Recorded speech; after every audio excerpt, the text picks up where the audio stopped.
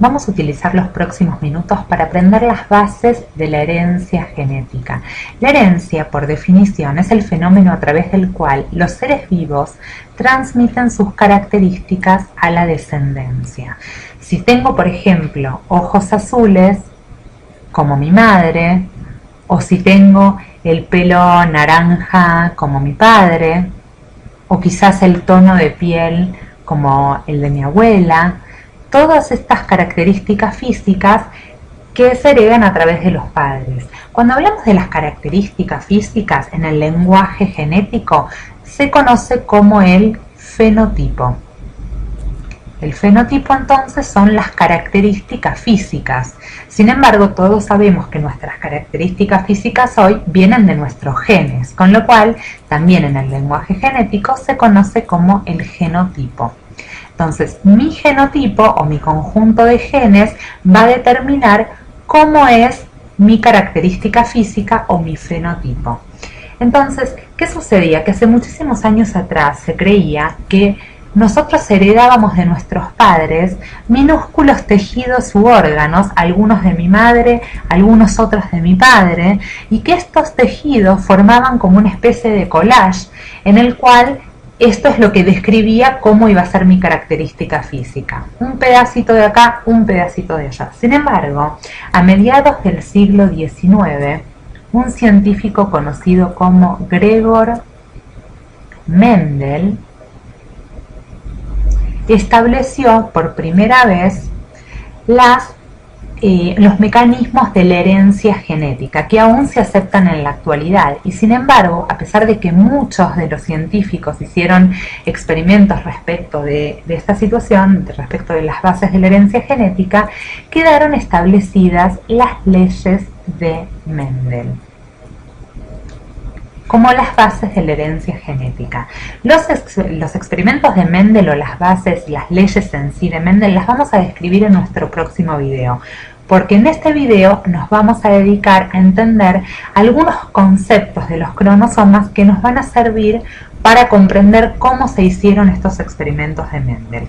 Entonces vamos a pasar a esta página para poder nombrar algunos de esos conceptos. Y para eso lo primero que vamos a hacer es dibujar nuestros cromosomas. Dijimos que siempre vamos a tener una copia materna y una copia paterna. Vamos a dibujar la copia materna en rosa, la copia paterna en azul, y vamos a hacer, por ejemplo, de cuenta que este es nuestro cromosoma número 6. O sea, nuestro par de cromosomas número 6. Acuérdense que tenemos 23 pares de cromosomas. Este es uno de los pares. Es un simbolismo, ¿no? Estamos dibujándolo en forma de X, nuestros cromosomas. Ahora, nosotros sabemos que nuestros cromosomas contienen a su vez muchos genes.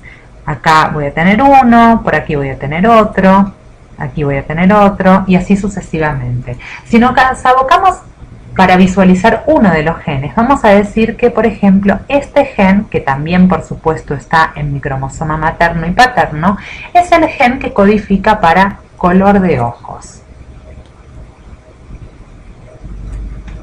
Este gen que codifica para color de ojos siempre va a estar situado en este lugar del cromosoma 6.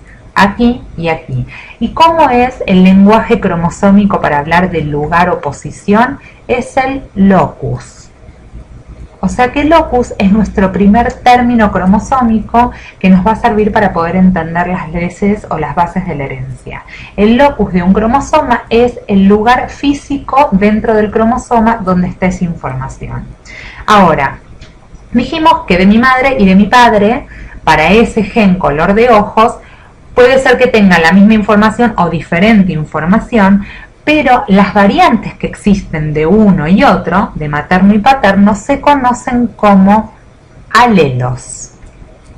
Alelos, o también lo van a poder encontrar como variantes alélicas. Variantes alélicas. Los alelos o variantes alélicas son las posibles opciones para el gen color de ojos. En este caso podría suceder, por ejemplo, que tuviera un alelo color de ojos azules, y un alelo color de ojos marrones. Esas serían las variantes alélicas o los alelos.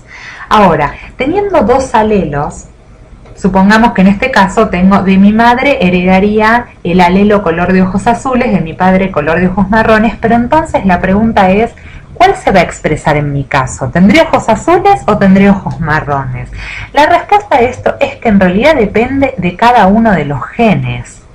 ¿Por qué? Porque existen genes que se llaman dominantes y hay otros que se conocen como recesivos. ¿De qué depende de que un gen sea dominante o recesivo? Básicamente es como dice la palabra. Dominantes es que predominan, ¿sí? Que predominan. ¿Qué quiere decir? Que si en una familia existen los genes con los alelos para ojos azules y para ojos marrones, pero en casi toda la familia predominan los ojos marrones, entonces el gen ojos marrones o el alelo ojos marrones es predominante o es dominante sobre el de ojos azules. Entonces, en cada uno de los casos, siempre que esté el alelo dominante y el alelo recesivo, el que se va a expresar es el dominante. Entonces acá tenemos nuevamente otros dos conceptos, los vamos a remarcar al igual que hicimos con los otros casos. Tenemos el locus, tenemos alelos y ahora tenemos dominante y recesivo. Y lo que nos quedaría es entender el concepto, que lo voy a escribir acá, de homocigota y heterocigota. Y vamos a ver a qué se refiere estos términos. Homocigota significa que tengo dos alelos iguales. Quiere decir que en este caso estoy heredando tanto de mi madre como de mi padre dos alelos para ojos azules o dos alelos para ojos marrones. En el caso de los heterocigotas, los dos alelos son diferentes. Esa es básicamente la característica. Se puede decir que un individuo es homocigota para color de ojos azules o es heterocigota para color de ojos, porque tiene un gen dominante para ojos marrones y un gen recesivo para ojos azules. Esto es básicamente lo que es la nomenclatura o de los componentes dentro de lo que son los genes y cromosomas que nos van a permitir entender cómo fueron generadas las leyes de Mendel que veremos en nuestro próximo video.